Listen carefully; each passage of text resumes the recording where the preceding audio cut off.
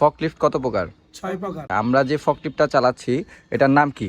আপনি বলেন যে ফকলিফট কেন বলা হয়। আচ্ছা, আরেকটা জিনিস প্রশ্ন করি, সেটা হলো ফকলিফটের ABC মানে কি?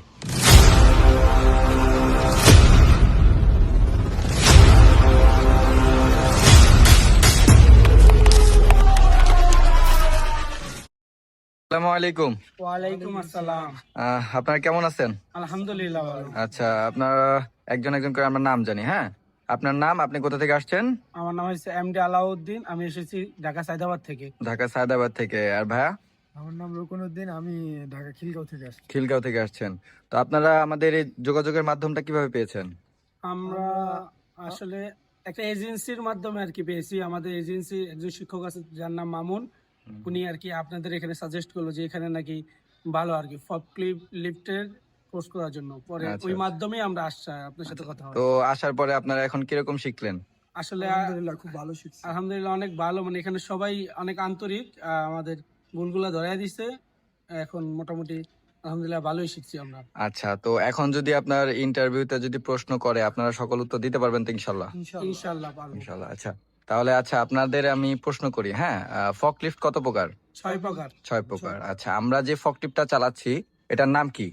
Counter balance forklift. Counter balance forklift. Good. আচ্ছা, আমরা এখন একটা একটা করে নাম বলবো। হ্যাঁ, আপনি প্রথমে নামগুলো আমাদের দেখায় দেন, প্রথম থেকে শুরু করে একবার শেষ পর্যন্ত। হ্যাঁ, এটার নাম কি?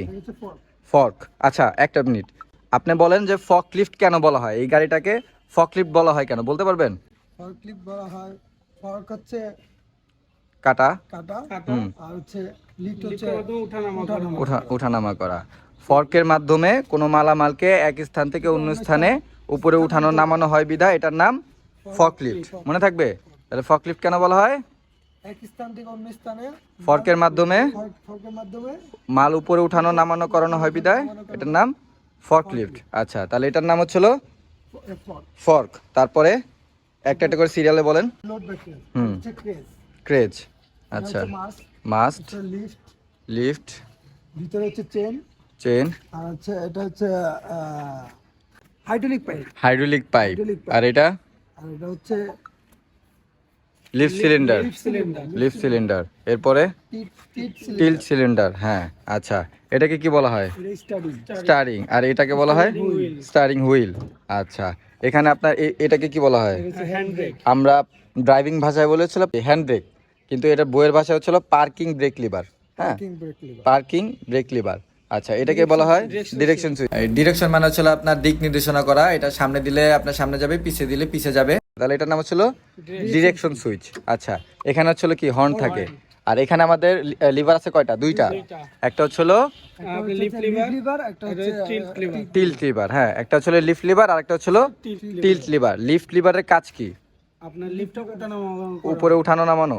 আচ্ছা, টিল্ট লিভারের কাজ কি? যে মালটাকে বুকে নেওয়া বা সামনের দিকে ছাড়া। আচ্ছা, 3 নাম্বার যদি লিভার থাকে তাহলে সেটার কাজ কি হবে? ফর্ক। সেটা হচ্ছিল ব্যাক রেস্ট লিভার।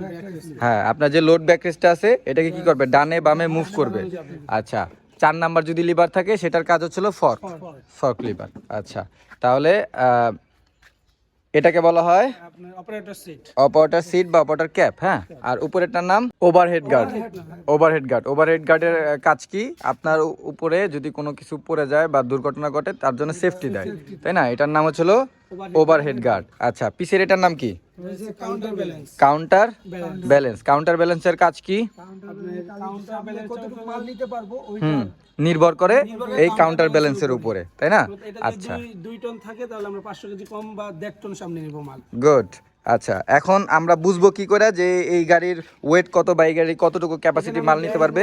ড্যাশবোর্ড দেখলে বুঝতে পারবো। ড্যাশবোর্ড দেখলে বুঝতে পারবো। ড্যাশবোর্ডের ভিতরে সবকিছু কি থাকে? আপনার গাড়ির মডেল নাম্বার, গাড়ির নাম, গাড়ির ব্র্যান্ড, সিরিয়াল নাম্বার, গাড়ির ওয়েট, তাই না? এছাড়া এখন ধরেন আপনার গাড়ির ওয়েটটা আপনি ধরতে পারলেন যে গাড়ি আপনার 3000 কেজি, ধরেন 3 টন, অথবা 2000 কেজি 2 টন। তাহলে আপনি মাল কিভাবে বুঝবেন যে ওই মালটা কতটুকু আমার গাড়ি নিতে পারবে কিনা? অবশ্যই মালের গায়ে লেখা থাকে। হ্যাঁ, মালের গায়ে লেখা থাকবে। একটা আপনার যদি বক্স করা থাকে, বক্সের একটা স্টিকার দেওয়া থাকবে যেটা এতটুকু ওয়েট। যদি লেখা না থাকে তাহলে সেই ক্ষেত্রে কি আপনার সুপারভাইজার থাকে বা আপনার যদি ফোরম্যান থাকে তাহলে তাকে জিজ্ঞাসা করে নিতে হবে, তাই না? আচ্ছা, ঠিক আছে। এখন বলেন ফকলিফটের চেক কত প্রকার? দুই প্রকার। দুই প্রকার, কি কি? Visual check, operational check. Visual check আর অপারেশনাল চেক। গাড়ি স্টার্ট দেওয়ার আগে ভিজুয়াল চেকটা আমাদের করতে হবে। আর অপারেশনাল চেক কোনটাকে বলে? আমরা গাড়ি স্টার্ট দেওয়ার পর। আচ্ছা, আরেকটা জিনিস প্রশ্ন করি, সেটা হলো ফকলিফটের ABC মানে কি? আপনার এ মানে অ্যাক্সিলারেটর, বি মানে ব্রেক, সি মানে ক্লাচ। গুড। আচ্ছা, যাক, আলহামদুলিল্লাহ, মোটামুটি সব কিছুতে আপনারা পারছেন। তো আপনাদের জন্য শুভকামনা রইলো, আমাদের জন্য দোয়া করবেন ইনশাল্লাহ। আল্লাহ হাফেজ। হ্যাঁ, আসসালামু আলাইকুম। ধন্যবাদ।